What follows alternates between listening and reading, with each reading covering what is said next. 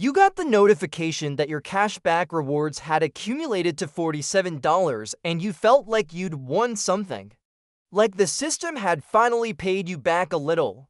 Like being a responsible card user had a perk, and the perk had arrived, and today was slightly better than yesterday because of it, and then you spent the $47. Not on something you needed, on something you bought partly because you had the $47 and the $47 felt different from real money and the purchase felt, in some hard to articulate way, free. That sequence, that exact sequence, that is the product working exactly as designed. Let's go back to when you got the card. The offer was good, 2% back on everything. 3% on groceries and gas, 5% on rotating categories that require activation every quarter, which you sometimes remember and sometimes don't, but the possibility of 5% was part of what made the card feel worth having. There was probably a sign-up bonus too. Spend $3,000 in the first 3 months and get $200 back. And you looked at your normal spending, added it up, and the $3,000 seemed manageable. So you got the card, and you made sure to hit the bonus, and the $200 arrived and you felt smart. You spent $3,000 to earn $200 across 3 months. Which meant in the months you were chasing the bonus, your spending was oriented around a target. The card had given you a financial goal, and the goal was to spend more, and you achieved it, and you called it a reward. Think about how you've been using the card since then. The spending patterns you've developed around it. The purchases you put on it rather than the debit card because the points matter. The larger purchase you didn't hesitate on as much because the cashback percentage made the net price feel lower in your head. The restaurant you went to instead of cooking because going out earns points, and somehow that registered as a financial justification. The way the card has slowly, subtly shaped not just how you pay for things, but what you pay for and how much of it. Because here's what the research, not the anecdotes, the actual behavioral economics research, consistently shows. People spend more with credit cards than with cash, significantly more. The pain of payment is lower with plastic than with cash, and lower still with rewards cards than with standard cards, because the rewards frame the spending as a positive activity rather than a loss. You're not depleting your account, you're earning. And when spending feels like earning, the brake that was supposed to stop you lifts. This is where it gets interesting. Because the people who designed your rewards card understood this before you were born. The behavioral science behind payment friction and purchase behavior was being studied decades before the modern rewards card existed. And the rewards card was not designed in spite of those findings, it was designed around them. The rewards exist not to benefit you, but to change how you feel about spending. To make spending feel like a game with prizes, a behavior with positive reinforcement, an activity that produces something rather than depletes something. And when spending feels like that, you spend more. And when you spend more, the merchant pays more interchange fees, and the card issuer collects more revenue from merchants and from the percentage of cardholders who carry balances. And the rewards program is funded by your changed behavior, not by the card company's generosity. Nobody taught you this. You were handed a card with a good sign-up bonus and told to enjoy the rewards. You were too busy earning points to notice you were the product. And what happens next is the part most people miss. There's a man named David, 41 years old, earns well, considers himself financially literate, has 3 rewards cards specifically chosen and optimized for different spending categories. Travel card for flights and hotels, cashback card for everyday purchases. Store card for a retailer he shops at regularly that offers an elevated rewards rate. David thinks about his cards the way a chess player thinks about pieces, each one positioned for maximum return. He tracks his rewards balances, he strategizes his spending to optimize category bonuses. He is, by every measure of the rewards game, a sophisticated player. David spends 12 to 15% more per year than his peers at the same income level who use debit cards primarily. Not because he's less responsible, Because the rewards architecture of his financial life has made spending feel like strategy. Every purchase is an opportunity to earn. Not spending feels like leaving value on the table. And the cumulative effect of 12 to 15% elevated spending, compounded over a decade of adulthood, is not a rounding error. It's the investment account he should have more in. It's the savings rate that should be higher. It's the gap between where he is and where he would be if his financial architecture hadn't been quietly, expertly optimized to make him spend more. David doesn't know this about himself. His spending doesn't feel elevated, it feels strategic. But there's something darker underneath this. Because the rewards card industry has built something more sophisticated than a loyalty program, it has built a financial identity. And once you identify as a rewards optimizer, as the person who puts everything on the card, who never pays with cash, who maximizes categories and captures bonuses and never leaves points on the table, the identity itself becomes a spending driver. Behavior follows identity. And if your identity is the person who uses the card for everything, you use the card for everything. Even when cash would create more friction, and more friction would mean less spending, and less spending would mean more building. The game changed and nobody told you. Here's what nobody tells you about money. The cashback reward system is one of the most elegant psychological mechanisms ever deployed in consumer finance. It doesn't feel like manipulation because the reward is real. The 2% is real. The $47 that accumulated was actual money. The airline miles that paid for a flight were a genuine benefit. The system is not dishonest in its delivery. It's dishonest in what it doesn't tell you. It doesn't tell you that you spent more to earn less. It doesn't tell you that the merchant baked the interchange fee into the price you paid, which means you funded part of your own reward. It doesn't tell you that the net effect of rewards card ownership across the full population of cardholders is a transfer of wealth from lower-income people who carry balances to higher-income people who don't, because the rewards are funded partly by the interest paid by the people least able to afford it. It doesn't tell you that your optimized spending behavior is more profitable for the card issuer than your careful spending behavior would be.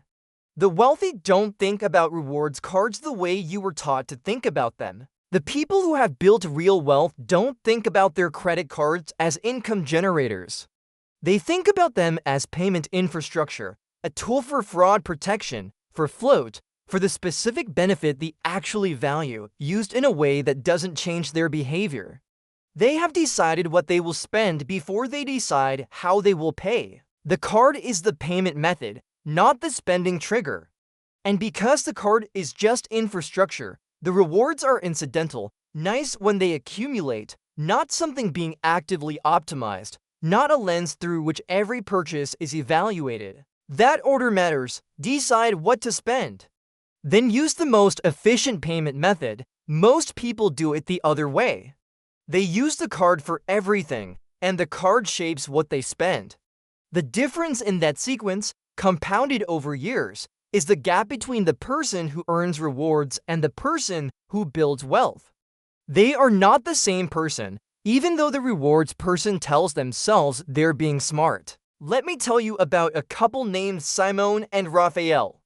They were deep in the rewards optimization game, multiple cards, tracked balances, quarterly activations, travel hacking. They were good at it. In their peak rewards year, they earned approximately $1,800 in value across all cards and programs. They were proud of this number. And then Simone, who worked in data analysis professionally, decided to actually run the comparison. She pulled 2 years of spending data and compared their card spending to what their spending had been in a prior 2-year period when they'd used debit primarily. The difference was $8,400 per year in elevated spending. They had earned $1,800 in rewards by spending $8,400 more than they otherwise would have. The rewards weren't supplementing their income. They were a fraction of the cost of earning them. They switched to debit for all discretionary spending that year. Their spending dropped, their savings rate went up. And the thing they thought was a financial strategy turned out to have been a spending habit wearing the costume of a strategy. This is where it gets interesting. Here's the first principle. A reward you earn by changing your behavior is not a reward. It's a payment for your behavior change. The common belief is that rewards cards pay you back for spending you were going to do anyway. And this belief is the foundation of the entire value proposition. If your spending is fixed, if you're going to spend exactly the same amount regardless of payment method, then yes, the rewards are essentially free money layered on top of existing behavior. But spending is not fixed, behavior is not fixed. And a system specifically engineered to increase your spending has increased your spending. The rewards you earned are real, the elevated spending that produced them is also real. And the question is whether the first number exceeds the second. It almost never does. The identity shift is from my earn rewards on my spending to my spending is a deliberate choice that no payment infrastructure influences. That second person has a different relationship with every transaction. They don't feel the positive reinforcement of the points accumulating. They feel the weight of the dollar leaving, which is the weight that was supposed to be there all along, the weight that protects you from spending more than you intended. And what happens next is the part most people miss. Here's the second principle. The category bonus is a spending prompt dressed up as a financial incentive. Every quarter, the card sends you the new bonus categories. 5% on dining, 5% on home improvement, 5% on streaming services, and you activate them. And then those categories become subtly highlighted in your spending decisions in a way they weren't before. You choose the restaurant over cooking partly because the category is active. You make the home improvement purchase you've been deferring partly because the timing coincides with the bonus quarter. You evaluate spending through the lens of category alignment in a way that serves the card's interest more than yours. The 5% bonus on a $200 restaurant dinner is $10. The dinner costs $200. If the bonus category prompt influenced you to go out rather than cook, the baseline comparison is not $200 versus $200 minus $10. It's $200 versus $35 for groceries. The bonus category delivered $10, while the spending choice it influenced cost you $165 in delta. This math is never shown to you. The bonus is presented in isolation as a pure benefit, without the behavioral context that makes the net effect visible. There's a specific kind of financial loss that never appears on any statement. It's the loss from decisions made slightly differently because of the incentive structure of your payment system. No line item, no receipt. Just the accumulation of choices made slightly in the direction the card wanted you to go over years, amounting to a number you've never calculated because the data to calculate it was never presented in a way that made the calculation obvious. Here's the third principle. The most expensive purchase you make with a rewards card is the permission to stop tracking your spending. This is the one that gets closest to the real cost. When you use a rewards card for everything, you stop making spending a deliberate act and start making it a category optimization exercise. The question changes from should I buy this to which card should I use to buy this? And that change, subtle as it sounds, has a profound effect on your relationship with spending decisions. The first question creates an off-ramp. The second presupposes the purchase and moves straight to execution.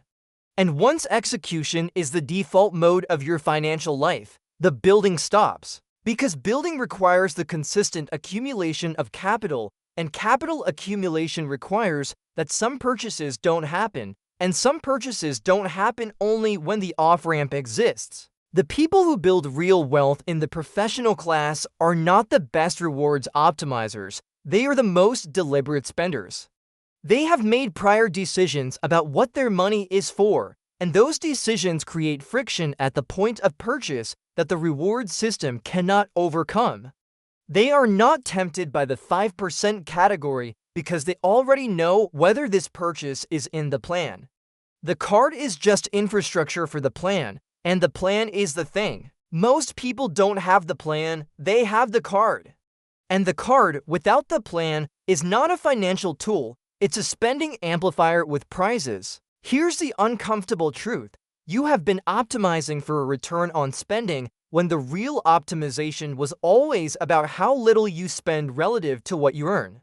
The 2% back on $50,000 of annual card spending is $1,000. The savings on $45,000 of annual spending, $5,000 less, invested instead at historical market returns over 10 years, is closer to $80,000. The math on the rewards program and the math on deliberate spending restraint are not comparable numbers. One of them is a rounding error in your financial life. The other changes the shape of your retirement. The rewards are real, the cost of earning them is real too. And the second number is larger than the first in ways that were specifically designed to be invisible to you. Project it forward. If the rewards card has elevated your spending by even 8% per year, a conservative estimate by the research, and that 8% redirected instead to your investment account, compounded over 15 years, you are looking at a number that represents genuine financial change, not marginal improvement, the kind of change that determines whether your 50s feel like options or obligations. And right now, that number is being converted into points, into cashback, into the feeling of winning a game that was designed for you to lose. 5 years from now, you will either have started separating the payment from the spending decision, or you won't. The rewards will keep accumulating either way. The question is what accumulates alongside them, so here's where you are. 2 paths, and the uncomfortable one doesn't require you to cut up the cards. The first path is continuation. You keep the rewards architecture. You keep the category optimization. You keep the quarterly activations and the accumulated balances and the occasional redemption that feels like a small victory. The spending stays elevated in ways you don't fully see. The savings rate stays where it is. The investment account grows at the pace it's been growing, which is slower than it could be, which you know somewhere underneath the rewards notifications. In 10 years, you'll have earned a meaningful amount in rewards and spent a larger amount in behavioral elevation, and the net will have been a slightly worse financial outcome dressed up as a smart strategy. The second path requires you to make a prior decision about your spending before you decide how to pay for it. To treat the card as infrastructure rather than incentive. To notice the moment when the rewards frame enters your spending decision, the "it's a bonus" category this quarter thought, the "might as well put it on the card" default, and to ask the prior question instead, is this purchase in the plan? That question is uncomfortable because it requires having a plan. And having a plan requires knowing what you're building toward. And knowing what you're building toward requires being honest about whether the current direction gets you there.